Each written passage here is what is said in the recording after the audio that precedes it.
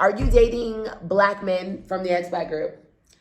I tend not to date black men from any expat group, and it's not intentionally. It's just that typically I find if you're coming to another country, men specifically want to indulge in that local community. And so I find that they're not really into dating other expat women. They'll be here for some weird shit. I'm sorry. I don't know. Listen. I don't know. I have like a gender bias, honestly, towards expatriates. Yeah. Because I'm just like, nigga, what are you here for? Yeah. What are you doing here? Do you know what I'm saying? Because it's easier for us as women. We can't really we can trick, I guess, and be like a sugar mama or whatever. But it's really easy for these men to come and please these girls really easily with a bottle of damn Gilbert's, at the club that's $30, And girl, messy. It's tough. It's tough. So you don't really date black men here?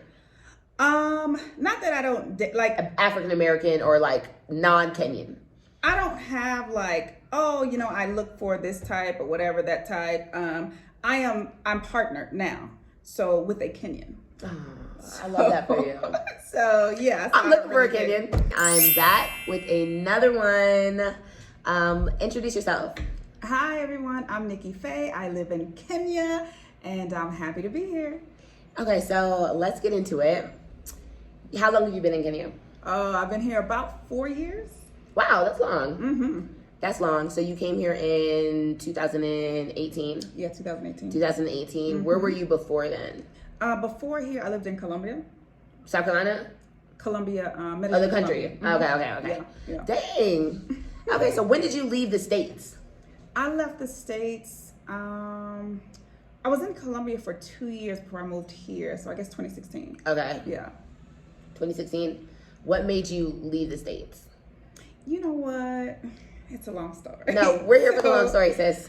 That's why we're here. So basically, I was in my job, and it was a good job. I really enjoyed it, or if you can call a job good. But so I was in a job, and I was working there for many years, and then I started to travel extensively. Okay. And because I finally got in a place where I could take time off, and I wasn't building and worried about promotions and all that kind of stuff, so I started traveling. So I started traveling a lot.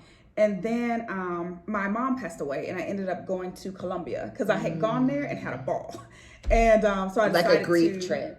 No, it was before that. I had gone there, had a ball, and then afterwards I was like, you know what? The place where I want to be to deal with this is Colombia. So I went there for a year, and I went for 6 months, and I came back. The second 6 months, I was like, oh my God, this is so great. I was talking to people who live there, and I'm like, how do you live here? This is my whole vacation, and you live here. This is your life. Were they American expats or? Yeah, American expats, British expats, all types of expats. And so I just really wanted to just know their stories, really. Yeah. And so they kept asking me, when are you moving? And I was like, I'm not moving. I'm thinking to myself. I didn't say it to them. I was like, oh, soon, Oh, yeah. I'm thinking about it. Yeah. No, I really wasn't. Yeah. Exactly my story. So I was when I was on the way back this time from the second stint, the 6 months, I was like, you know what? I was on the plane, and I was like, normally I sleep immediately, but this time I couldn't sleep. So I had my feet up in the seat, and I'm just like, I'm gonna stay. I'm gonna come back. And so what I did was when I went back, I was like, okay, I'm gonna come back in 6 months, and in order to prove myself that I'm actually gonna do it, I'm gonna buy the ticket.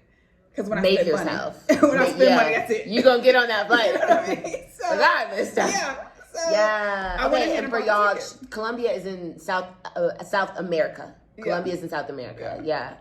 It's like a blacker, like Brazil's kind of black in South America, right? Would you say that Colombia is black? No, it's not. However, they do have a black area called Choco. Choco and Cali is a little bit more black than Medellin, where I lived. So if you're gonna go, I still recommend Medellin because it's a lot of fun and stuff to do. But if you want to see your people, date, or anything like that as a black person, you have to go to either Cali or Choco, which Choco's not very livable, but yeah, it's great. So I loved it. Loved it. Yeah. So how did you transition from Colombia to Kenya? So how did you get to Kenya? I basically went on a vacation because I usually travel on birthday trips. You know, my birthday's coming up in a couple weeks. So I usually travel. And so I was like, hey, you know, to the travelers, like, can you just book me like on a trip? The only two places I know I want to go for sure, Paris, I want to be there for Valentine's Day, and I want to go to Morocco. Whatever schedule, whatever. And she's like, well, how much money? I gave her the budget. And so she booked me for 8 African countries and 8 European countries. I guess she got the Morocco, Paris thing, meaning that I wanted to be in both. I really had no desire to go anywhere. I wanted to be somewhere. Yeah. And so as I was exploring, another traveler, she had introduced me to a local girl, and she was like, hang out with her. This girl showed me the best time. And I was like, oh my God, I'm coming here for a year. So I didn't plan on staying permanently, but I was like, a year, I'll do it. What about Kenya like just captivated you? Ironically, it was the music scene. I'm not even a big music person, but it was so lively. And I was like, wow, this is kind of my zhuzh when it comes to music. Like, was it like the music they were playing or the music that they make? It was like a little bit of both. Yeah. It was like a mixture of music I already know and love, and they were doing covers. And is this in the club? It was in Jay's. Like I think it was before your time, but it was like a little like a restaurant bar, and everybody would go like every Thursday. It was like the spot, and so that was like my spot. And I was like, oh my God, I have to come here all the time. Which is you just loved the vibe. I loved it. Yeah, yes. And the food was good, and it was just a really great atmosphere. So, what was your favorite food when you got here? Honestly, it was the burgers. Like Jay's had really good burgers, so it was the burgers, not for real. Because it was like the only place in Kenya you can get a really good burger. Yeah, Mama Rocks is good. I find it okay, but that Jay's burger was everything. So yeah, so anyway, I ended up coming here, and actually I was gonna stay longer in Colombia, but for whatever reason, like I was being pushed here because everything in Colombia for me fell apart. It was your ancestors calling you. Yes. So I was like, let me go, you know? So I got on the plane and I came, and you know, here we are 4 years later. How long did it take for you to transition out of Colombia? So like, you know how you can't just like, oh, I'm leaving today, or did you? I did though. I like, all right. Yeah, because when everything fell apart, like I was running Airbnb businesses, so I had like several Airbnbs. I either got evicted or like just asked to leave, or someone else who I was subletting came back, you know, kind of thing. And so I kind of like had no place even to live. So I was like, you know what, let me put all this stuff in storage and let me go. Yeah. So you get to Kenya. It was a 1 year plan. Yeah. Okay. Girl, you've been here for 4 years. Yeah. How did you settle in Kenya? Like, what did you say? Okay, this is how I'm going to make my money. This is where I'm going to choose to live. Like, how did you kind of maneuver how to live in Kenya? Well, I had already had a business that I had started in Colombia. So I still own that business in Colombia. And so I was like, well, it's a travel concierge company. So I was like, let's bring it here. And so I did that. So I started to build the business here in Kenya. So it was actually, and it was a really good business here because, you know, lots of people come here for safaris and, you know, travel experiences, and the coast is amazing. So it turned out to be really, you know, really good for me and lucrative. So, and then as I was here, I just started to observe like what's happening here, like what are the needs. What neighborhood did you stay in when you first got here? I lived the same place I'm living now. Ironically, it was on Riverside. There was another expat, and she was like, "Come stay with me," and I was like, "Okay." That's really sweet. Yeah, that is really sweet. Yeah. So I moved in with her, and you know, years later, I ended up moving back to the same building. Ironically. Wow. Yeah. That's the thing I love a lot about expats. We make our businesses to be global, almost to where it can travel with us. That's one reoccurring theme that I've seen with a lot of traveling people. Like your business can go with you, grow with you, and that makes it really easy when you're trying to settle down. Yeah. What were some of the like rough spots? Did you hit any rough spots when you got here? Because living in Colombia is a little easier with time difference. Yeah. Even with family, you know, like this is out the way. Yes. Kenya absolutely. is on the other side of the world, for real. I mean, the time is definitely a challenge, but I really didn't have any other challenges, you know, aside from kind of getting to know like the people and how they move, you know. Here there's the married men, they date everybody, so I was just like, oh my goodness, like, how do I navigate this? Like, honey, we're getting into that later. I have a story to tell. But those were like the challenges, you know, and so and Jay's closed and broke my heart, so. You know, but nothing significant. I think doing business here, because I own a construction company, is a little bit challenging as far as like, you know, it's not like cut and dry. You know, you do the work, you invoice, and then the money comes in 30 days. You know, you have to keep chasing and chasing and chasing for the money. My friend. So it's not the easiest, but it's still worth it because, you know, the gains, you know, far outweigh the negatives. So, you know, it's been good for me mostly. So I haven't had many challenges. Yeah. So I met her in our Black expats in Kenya group. So it's like a group, started off on Facebook, but it's really active on WhatsApp, and it's for African American or whatever, you know, Black all over the world, people who are living in Kenya right now. What you created that group? What made you like want to do that? Well, there was another group, and I like that group too. The people are great, but I was all about like getting together and doing things and being active and making these people my community. And I felt like the other group wasn't really building community, which is what I wanted, which is what I had in, you know, other places where I live. And so I was like, well, you know, if you want something, build it. So I just started it. Make my own group. How has that group served you? It's been great because I've met a lot of people, and although the Facebook group is less active, we're still there so people can find us because people can't find you through WhatsApp, you know? So having that group, it's brought a lot of people in my direction, and so I'm able to like, you know, welcome people who are coming. So I love like meeting new expats and welcoming them like, hey, you know, this is the lay of the land, you know, introducing them to places and people. And so I really enjoy that, which is, I guess, why I want to travel concierge company. But, so that piece for me has been great, and it's helped me to, you know, form like a really good community here. A community. It does feel good. I remember just looking it up and be like, oh, this is really good, because there's like an expat group and it's full of white people as well. So what made you not just want to, have you tried that group? I have. I don't find it like the other expat group. I don't find it to be community building. It's more informational, which is great because we still need the information. So you can say, "Hey, I'm looking for, you know, whatever," and they'll give selling you a shelf, stuff like that, which is helpful, but not in building community. So I didn't find that one to be as helpful. Yeah, I love our Black expat group. Yeah, me too. I really do. I have met the best people. Everyone who I truly know. People will be like, though, like, oh, what is the difference between, like, Black expat, immigrant? Like, I want your opinion on that. Like, are we immigrants? We are. What do you refer yourself as? An expat? An expat, yeah, because, I mean, that was a term that I was introduced to, is why I use it. But I'm fully aware that we're immigrants. Yeah. You know? And I hate that, you know, when you come from a poor nation, they use that, you know, to discriminate against you. But that's what we are. But they want to make it sound better and give us a class above, which is why they say expats. But that's just the term that I've been familiar with. Working on a middle ground because I don't like immigrant and I don't like expat. Because there's a lot of, like you said, social, economic implications that come with expat. Yeah. You know, that I don't want attached to myself. So I'm actually looking for another word, a wanderer child. Yeah. I don't even know. It really is. But that's one thing that I did notice. A lot of expats here, I feel like, are very cliquey.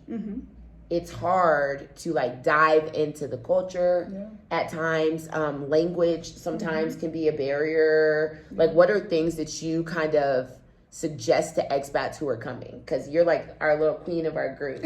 So I know that people probably text you or message you like, oh my God, like, how is this? How is this? How is this? How is this? What are some main just like suggestions that you kind of give?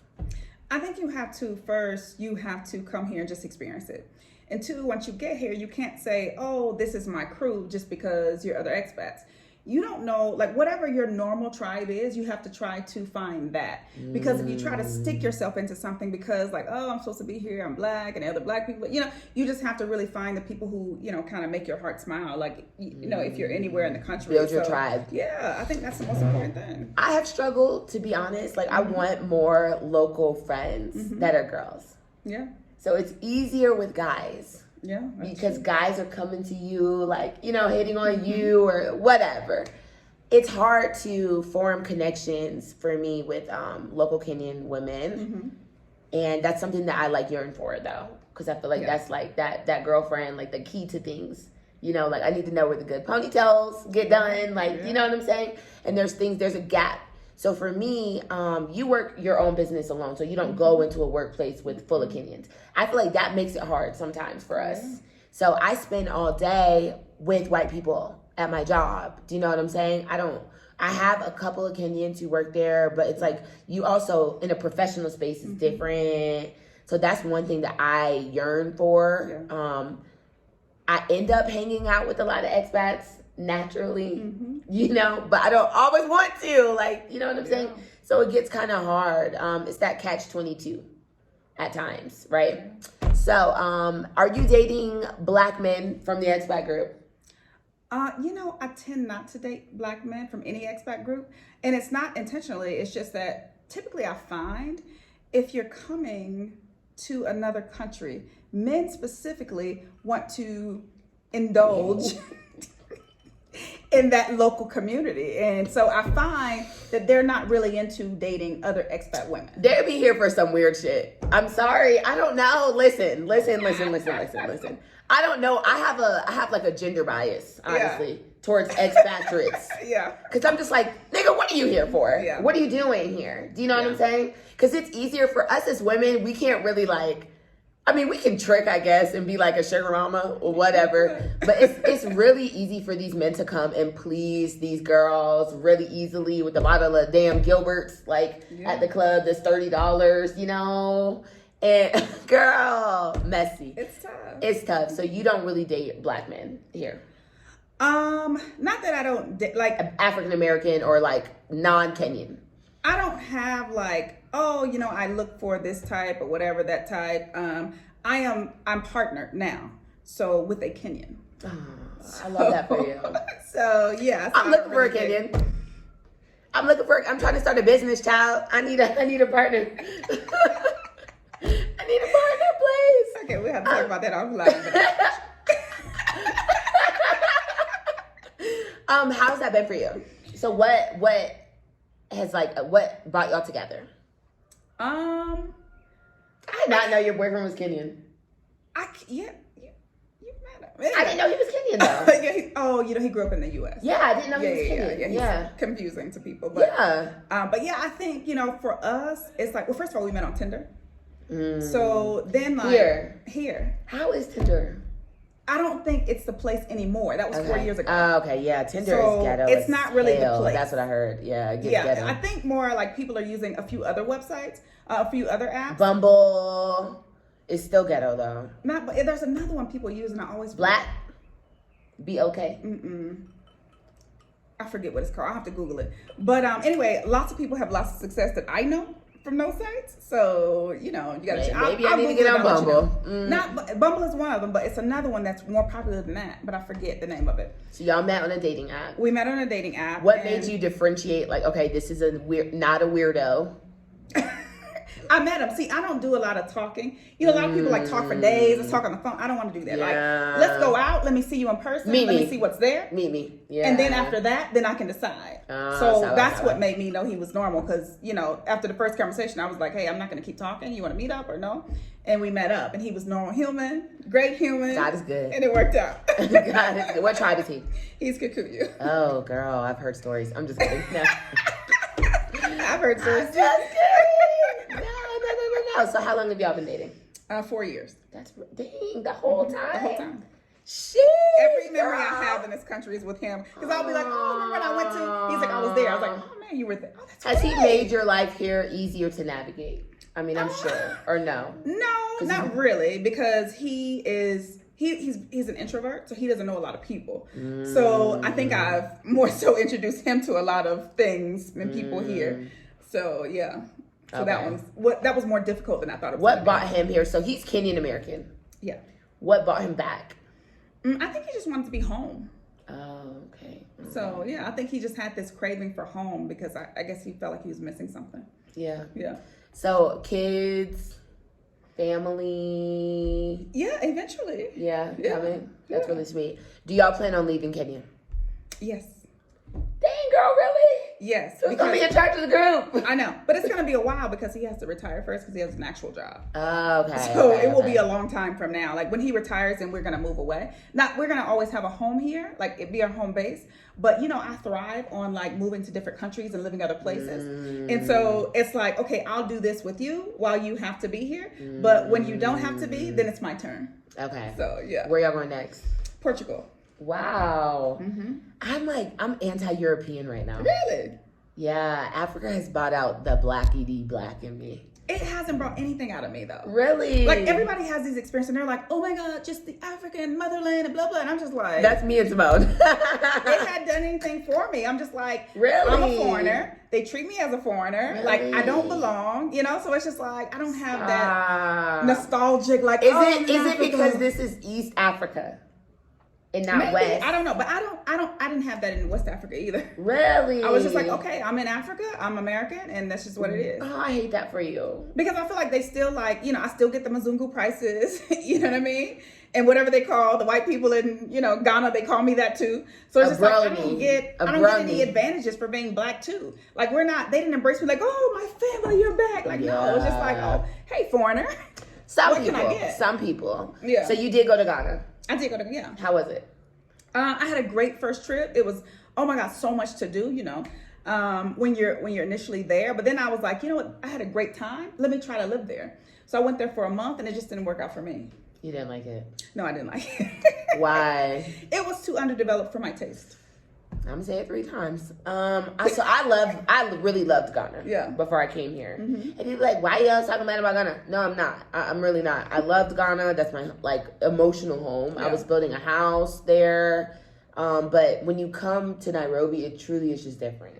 Like it's very, very different. Nairobi is one of the best cities I've ever lived in. I love that it's a green metropolis. I'm like looking out my window, you guys. It's a green metropolis. Yeah, it's super, super gorgeous. What made you choose Ghana over like Nigeria or like other places in the West? Okay, I didn't choose any African country except Morocco. The travel agent did that. Oh, she just kind of booked you all over. She booked it. Damn. So when I went, I was like, oh, this is cool. I had a good time. The parties was great. The food was good. But again, it wasn't my place though. I'm like, it's cool. I'll come here like, you know, if something is happening, not even for vacation, but if something big is happening, you know, maybe you're the return party. I want to go and, you know, have a good time with other Americans. But other than that, it's not, and the food is amazing, by the way. So good. What are some things, because a lot of people come here and it's hard to make money. It's hard with like visa type situations. Like, how has that worked for you? I think I haven't had any challenges, and I hate saying that because there are challenges. I just haven't had any. You're blessed. Like, I know what the system is, and I play within that system. Like, whatever the rules are that the Kenyans follow, I just follow those. And some people have problems with that and, you know, may condemn me for that. But I'm like, you know what? That's how they move. And that's how the entire country moves. So I can't say, oh, no, I don't do that. I'm, you know, can you give me like an example? Like how, I don't even know the visa process. I'm spoiled, child. Yeah. I'm a spoiled expat up in here. Shout out to ISK. I have an exempt embassy visa, so I don't know how it goes with renewing and stuff. Like, how do y'all deal with that sometimes? I don't know. It's quite easy for me. I literally have no problem with immigration. I've had other problems trying to help other people with visas. Because, you know, people, you know, they want something small and then once you pay, they disappear, that kind of thing. That's the issue for me. But I haven't had a problem with my own because I just went through the regular channel. I filled the application out online. I think this is the easiest way. Fill it out online. Keep following up. Unfortunately, you have to go down there almost every week to make sure they're doing what they're supposed to do. But I did it, and I easily got my visa, and you know it's been relatively easy for me. But I've seen the challenges with other people. Do they require you to like keep renewing every like how many times have you had to renew? I've never renewed. I think it's 3 years. They gave you 3 years? Yeah. Child, that's crazy. Yeah. For not permanent residency, but what do they call it? Like, because it's not like a tourist temporary visa. It's not residency. It's like a temporary like residency permit, but it's 3 years. Yeah. Have you been wanting to marry your man so that you can get that Kenyan passport? Hilarious. Just kidding.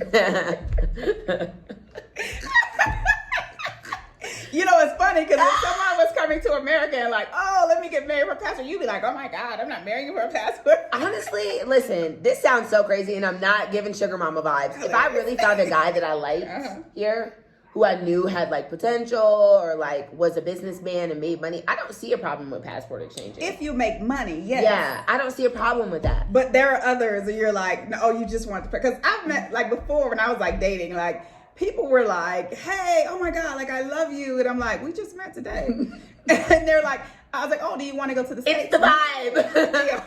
They're like, no, I don't want to go to the States. And I'm like, oh, okay, good. Then they'd be like, oh, I've always wanted to go to California. Like, I thought you just said, you know? So you know what it is kind of thing. I met a guy with money here. And he still wanted to go to the States. Interesting. Yeah. Well, I think that's like a goal for a lot of people to have this access. Not maybe they want to live there, but having the access is actually huge, you know? So I get it, but as long as you have the financial means to cover yourself and you don't expect for me to be able to cover that, I'm okay with it. Yeah. Also, it's like a disgust for me almost because I'm just like, where's your pride in your country? Yeah. Do you know what I'm saying? It's easier to make it here than there. Yeah. I think. So like I try to explain it, you can get a job. You can get like a regular old job in America real easily. Yeah. But for me, I think if you have capital, it goes further here than in America. That's one. Two, a lot of people who are like American fetishizing as foreigners don't realize, like my ex, for instance, he was from Ghana, moved to America. Ghana, a washer lady is cheap. Nanny cheap, cook cheap, all these things cheap. So he had never even like really washed his drawers before on his own. Do you know what I'm saying? Yeah. You get to the States, it's expensive. You ain't getting shit. Ain't no free labor. Like, he could not afford the labor in the States. So then you're stuck on stupid. Like, that's a big lifestyle change, I think, here, because a lot of people who are on that middle class cusp rely on labor. So that's a lifestyle change, you know, doing things that you're not used to doing. Like, ain't no driver, bitch. Like, you know what I'm saying? Like, no, you paying, you're a millionaire if you have these things. What I pay here, $200 a month for my cleaner, which is too much. I overpay her. A lot. Wow. Girl, I overpay her. I was paying that too, but I've decided not to do that anymore. You got to come. We'll talk offline. Oh, sorry. Ciao. Yeah, because I am overpaying her. Yeah. $200 a month. She comes twice a week. Ooh, wow. Okay. She's old, so I be feeling bad. I be feeling bad having the talks with her because she's like my grandma. But and all my plants are dying. She doesn't even like water the plants all the way. Yeah, child. Anyways, that's what that breeds though. But we'll talk about it later. So bad. It's so bad. Not for real. It's very bad. But that 200 will get you 1 or 2 days in America. Yeah.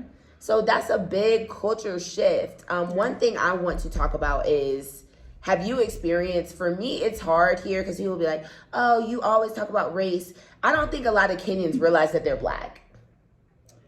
Yeah, because I think they more focus on tribe and, you know, tribal loyalties and stuff like that. But what bothers me is that because they don't focus on the color, because they feel like everyone's black, I think they get pushed around and taken advantage of by people who aren't black.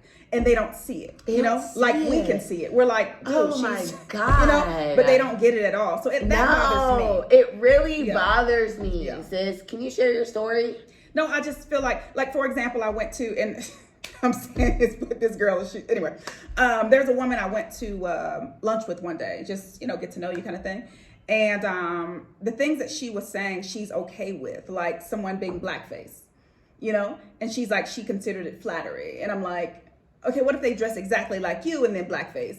And she considered it flattery. She didn't see anything wrong with this sort of behavior. And it was just like everything they do, she was like, you know, Americans exhaust me because we're so focused on race. And it's like, hey, we're not focused on race. Race is focused on us. You know what I mean? We see it and we call it out.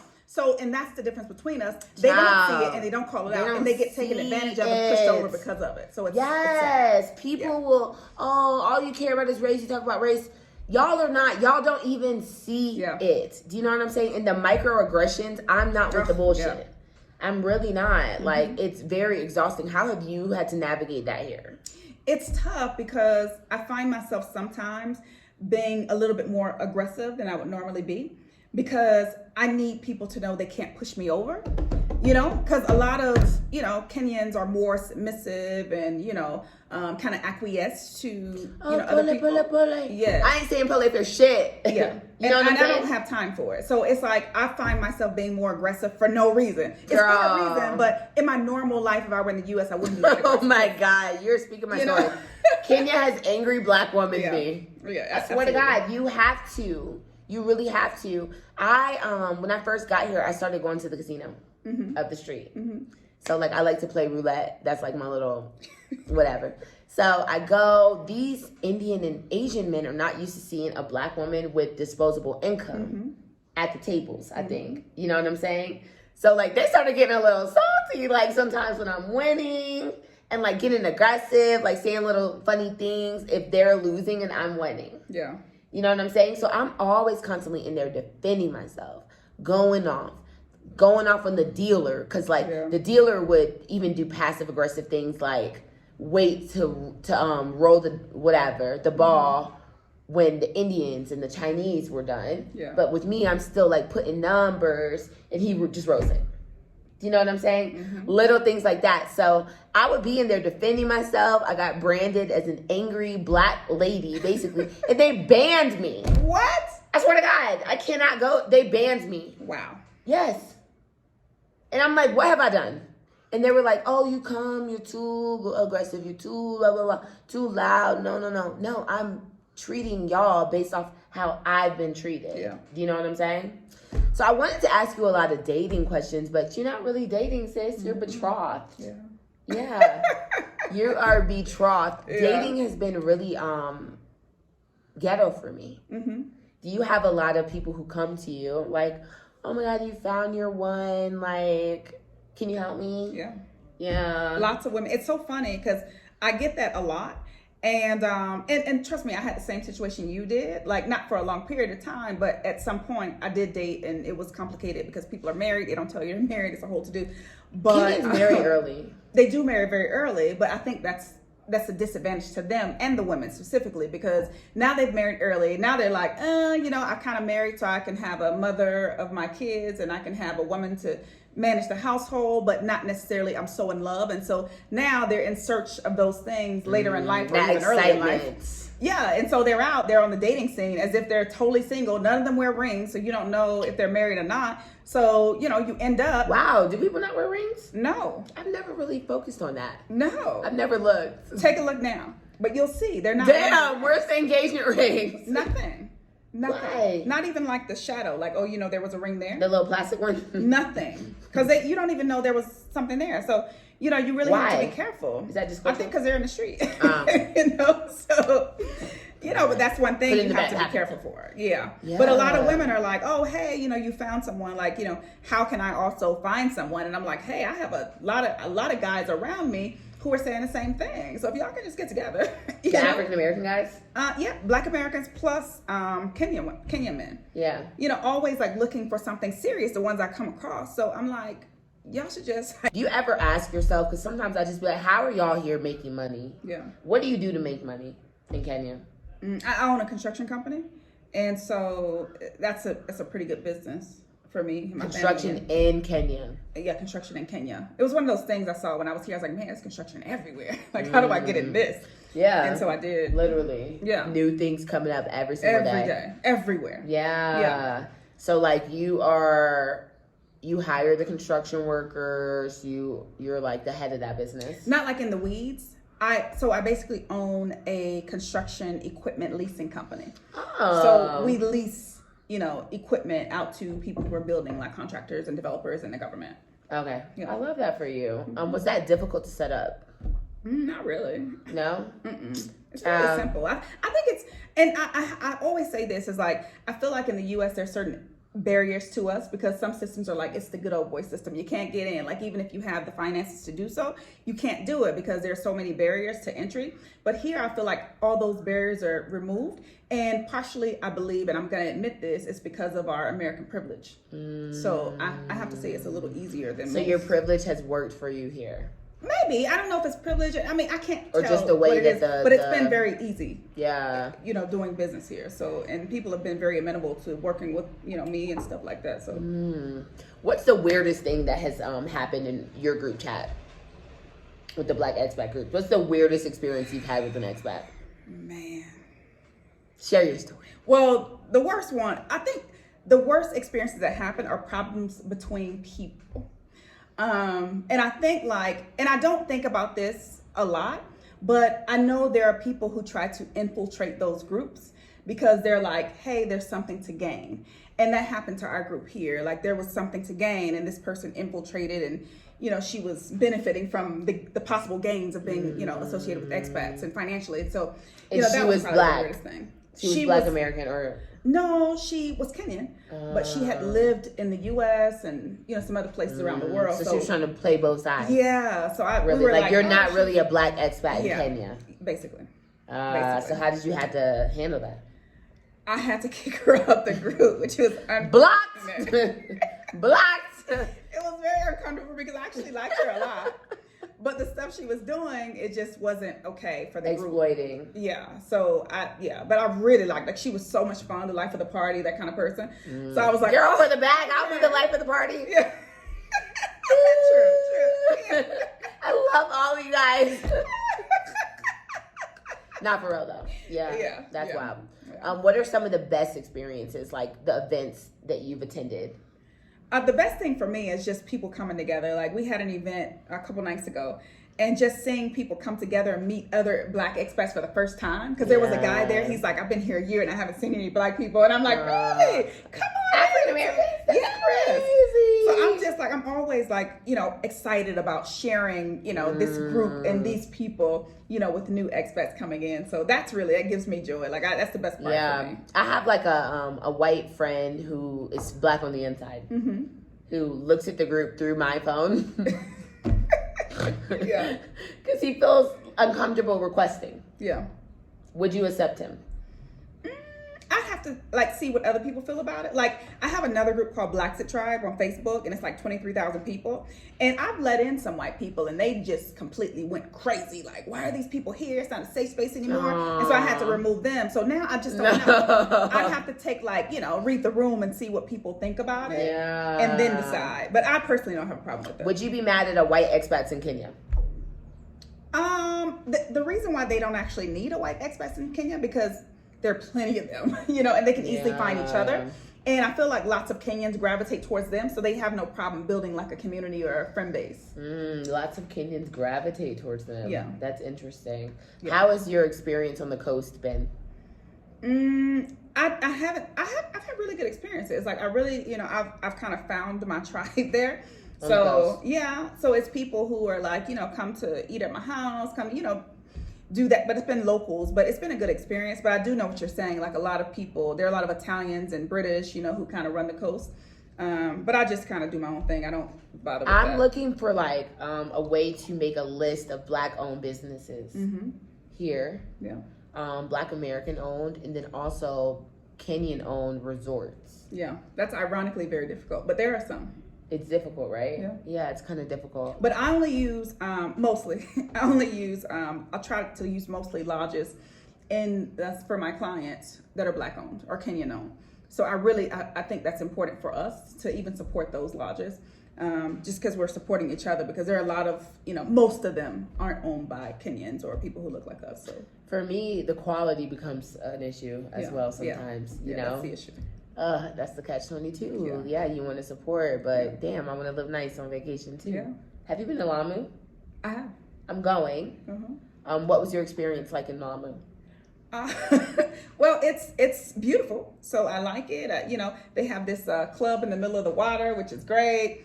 You know, they have these down rides that I really enjoy, and you get around on boat. Like, even from the airport, they pick you up by boat, and I love that kind of stuff. But I find it to be too hot.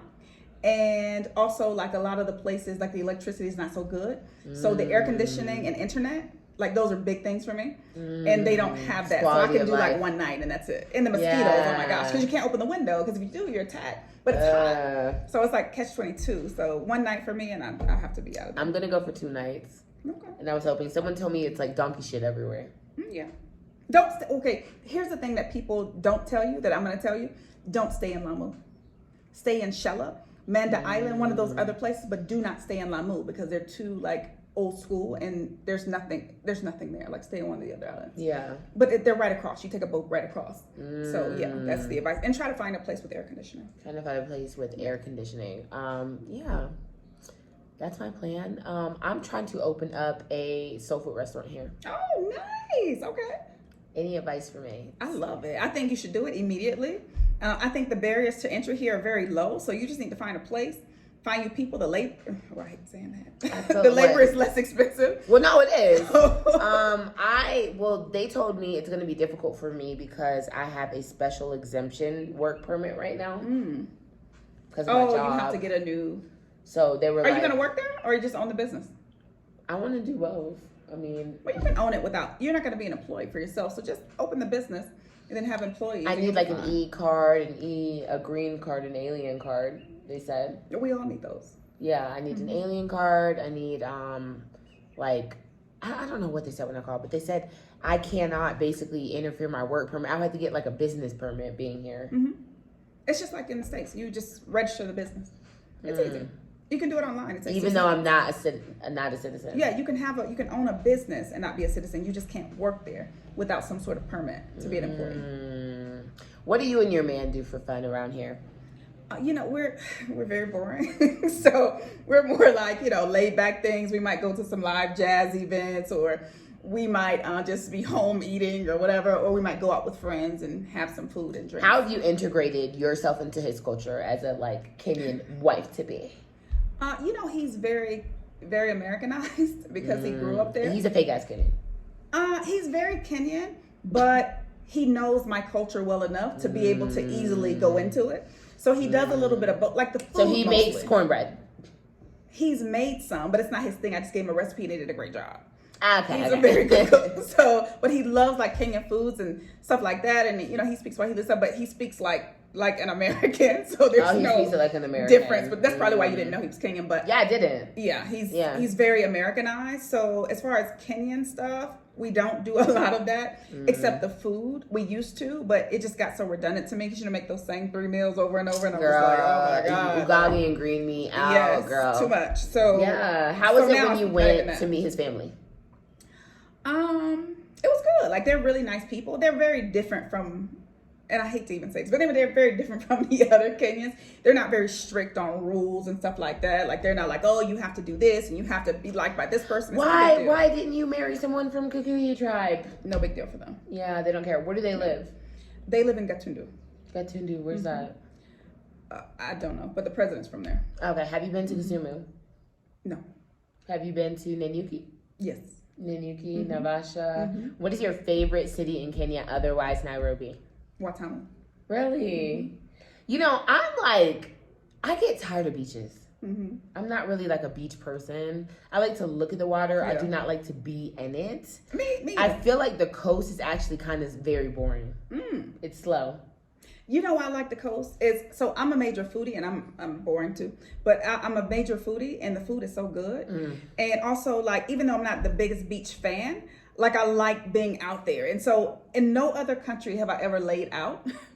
And in Watamu, I actually lay out. So I just enjoy the atmosphere. The people are really nice.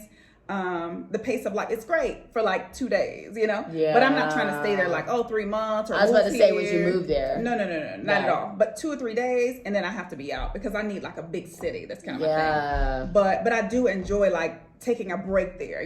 Get some good food, get some sun, and just Do you plan on buying a home in Nairobi? Yeah. Yeah. Yeah. Where would you stay? What neighborhood would you like? I really like the areas around General Mathenge and Peponi. So around those areas, those are my favorite. Kidsur too, I love it there. I love Kidsur. Yeah, it's very nice. I like Kilimani. But I just started going to Kilimani a little, and that's kind of where I want to open my restaurant. Okay, perfect place. Yeah, I think so. I'm hoping that the costs lay out. Do your family come and visit?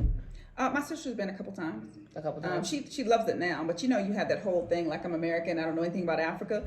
So initially she was like, because I was like, oh, come visit me on your vacation. She's like, why would I travel to poverty for my vacation? Oh, stop. That's awful. But it's an American thing, It's awful, girl. So, but when she came, she loves it. My dad thinks I live in damn Somali, basically. Yeah. I mean, yeah. Same thing. It's just he thinks I'm in the desert shaking cold Yeah. in Somali. Yeah. Mud hut and all. Yeah, no, it's crazy. So your sister was the only person out of your whole family? She's the only one, yeah.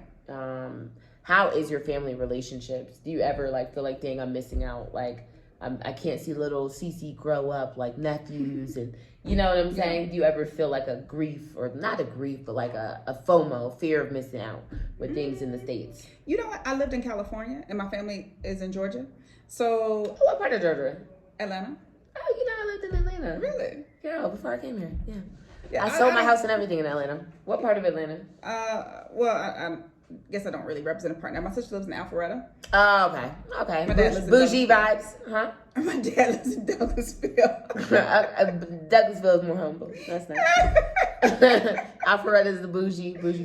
Yeah. Okay, so you don't really miss that? You don't miss that? How do you keep that connection alive? I guess I don't. Like, we're Are family, you a bad aunt? so I don't have any nieces or nephews. Oh, damn. My sister's not married. She has no children. Oh, damn. Okay, Yeah. So that's easy for you. Yeah. So Do you feel like a bad daughter sometimes? Like, dang, like I'm not watching my parents grow old. Like, I'm here, or not really? No. I mean, I missed the same stuff in California as I missed here. So it's no difference. So you're like, it's a 5-hour difference. Well, no, it's 3. And then now it's 8. Yeah. Yeah. It doesn't make a difference to me. I feel that. Some days I get homesick. Yeah. I miss the food. I miss my family, don't get me wrong. But I miss the food. I miss, like, the experiences. But I don't miss it to the point where I'll ever live in the United States of America again. How long do you go when you visit? I usually say try to at least 3 weeks. 3 weeks? Do you go for major holidays or like? No, because I find those are the most expensive times to travel. And so I don't go for major holidays, but I try to go. So now I've made a new promise to myself that I'm not going to miss big things. And that's friends or family. Like, I want to, instead of oh, I'm too far, I'm going to make a concerted effort now. Hey, if you're having a birthday party, I'm far, but I want to come. Let me know 2 months in advance. Yeah. So now I've tried to make that concerted effort. Like, something's happening, let me get home. Have you tried to encourage your parents to come? Yeah, my dad's coming in November. Yeah. My mom came and we had it the fuck up. It was crazy. No, I'm so serious. People come and they're shocked. Yeah. Yeah, so she was just like, whoa, because she had been to Accra. Oh, she had, okay. But Accra paints more of a, this is Africa picture. You know? Yeah, that's true. Yeah, because she's like, oh, dirt roads everywhere. So cute. She's like, you know what I'm saying? Like, that type of vibe. So when she came in, she was like, oh, shit, girl, it's hella high. This is nicer than where you were living before. And I was like, yeah, I know. Sis. Hilarious. Damn, I leveled up. Thank God. Give me 3 things that have made your life better and easier since moving here. Ooh. I mean, so, living in the U.S. versus living here, it's just extremely different. Like, for one, and I hate to say these things, but house helps, cooks, and drivers changed my entire life. That is one of the reasons why I will never live in the United States of America again, because I've gotten too accustomed to having this, these benefits and not having to do a lot of stuff. I hate cleaning, to my core, hate cleaning. And now to never have to do that again, I could never go back. Yeah. What else? Emotionally, physically, mentally, anything. I think for me, when I first moved abroad, it has nothing to do with this country, but when I first moved abroad, I felt like as soon as I landed, the weight of the world was taken off my shoulders and put in a locker. Because as soon as I got on that flight to go back home, this stuff came right back. And so I feel more free, in this type of lifestyle. And I feel free outside of the U.S. generally. So it's not any particular country. I just feel like, and another thing is that, I feel freedom and I feel privilege. Like, I'm an American. I've always been an American. I was born an American. And this is the first time in my life I've ever felt American privilege. Never have we had privilege. Yeah. How was the relations with race in Colombia for you? It was tough, actually. It wasn't tough. It was great. I'm American. I have my privilege. but to see how the Afro-Colombians are treated, and like in order to get any sort of attention, I have to open my mouth and speak. Because I was in the train one day and I was like, I was trying to speak Spanish, and so the lady was just ignoring me, and I was like, excuse me, and she was like, oh yes. And I was like, oh, wow. But so it was great for me, but I feel sad that other people are treated, differently. That marginalization. Yeah, and not allowed into certain places and looked down upon and stuff like that. And I also found that, Colombians really focus on dating Colombians. So dating there was existent for me. And I was like, can I live like this for the rest of my life? Not so much. And I feel like they feel like, they're not really, against dating black people because a lot of the women are dating these black guys. And I'm like, listen, they're with you, but you have money. You're taking them out of their poverty. Yeah. And they don't really want you. Like they want it's what you different provide. for black women as well. Yeah. As black men. Because, it's totally different. Their men feel like, they're machismo. They have to provide. But for the women, and these aren't like top tier women. They think they're getting top tier women because they look good, because they have all the plastic surgery. But I'm like, you're not getting top tier. You're actually getting the bottom tier. Who those Colombian guys didn't want because they're very keen on dating one another or being with one another. And they're actually very racist in their own right, but they won't say it. They're like, no, but you are. Yeah. So, complicated. Yeah, and that's definitely a reason to like move to Kenya and take that weight off your back, even though there's other little weights, but that's a lot going on there for sure. Well, you guys, this has been really nice. I really love her.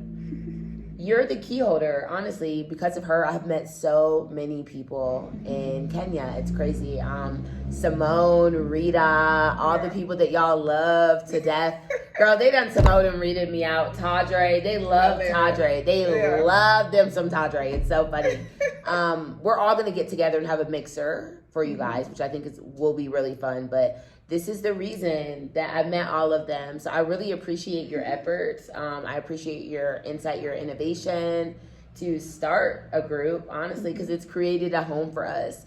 Being out here, you can feel lost. Like, you can really feel lost. Yeah. You know what I'm saying? And it's a base that's a safe space sometimes.